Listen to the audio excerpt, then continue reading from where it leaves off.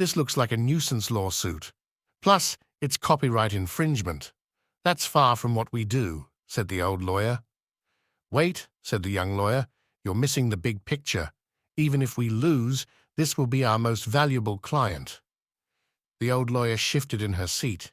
She'd hired the young lawyer for a reason. Okay then, she started. Tell me the story. I met John while I was at Brown, and he was at the Rhode Island School of Design. He moved to LA. I moved to New York. We kept in touch. While I was in law school, he was working as an artist, and things were going as well as expected for him. Friends and loved ones constantly sent him job listings, but John wanted to paint. He liked looking at things. He could always see the ideas inside of a picture. He enjoyed clearly painting his revelations of the inside on the outside and then forcing people to confront those ideas. Plus, every other job frustrated the fuck out of him.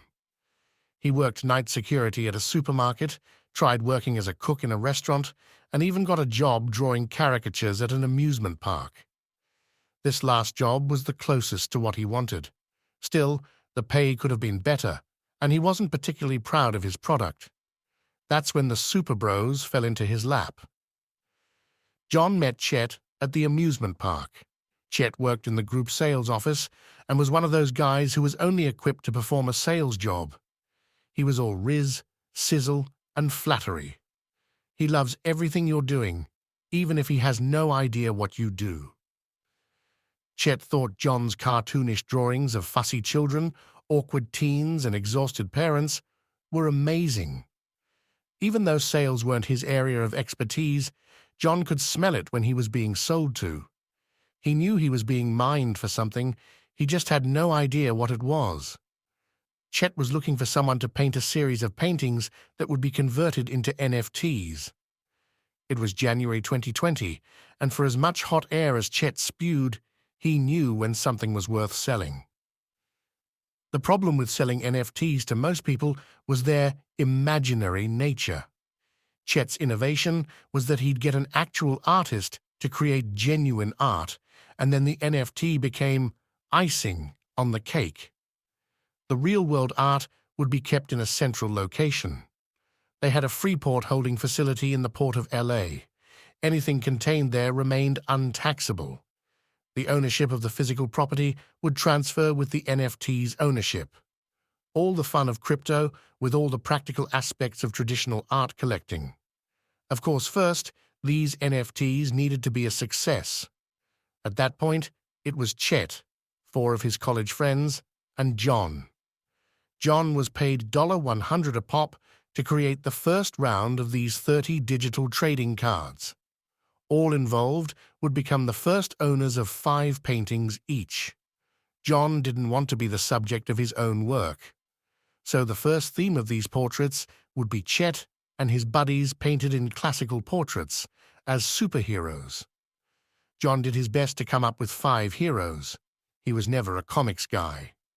So when he started his research, what began as a funny fluke became a running gag.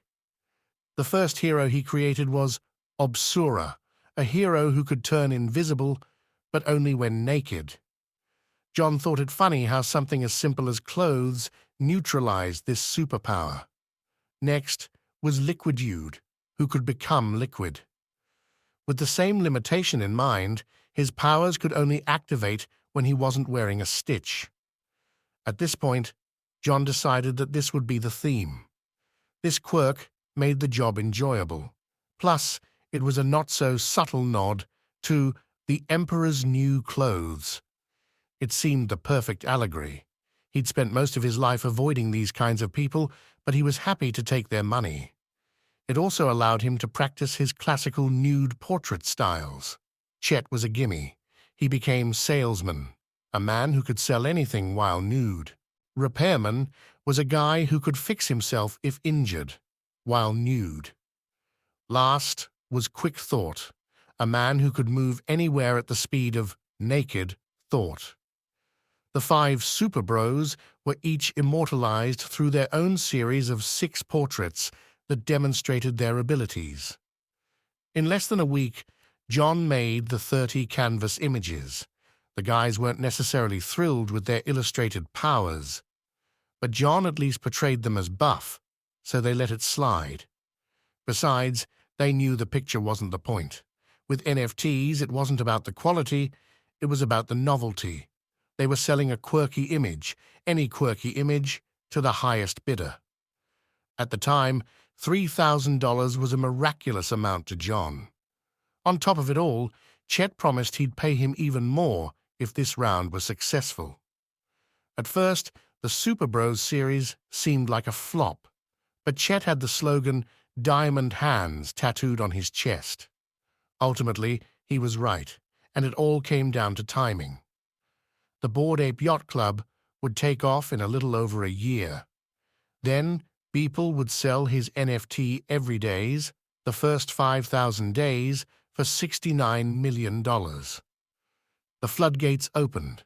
5 days after the Beeple sale, John received a text from Chet. It read, "Look at your Coinbase account." The text was followed by emojis of diamonds and hands.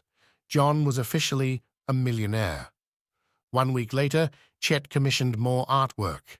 3 weeks later, John was served with this lawsuit, copyright infringement by an entity labeled Quick Thought Enterprises. At first, John thought it was a joke.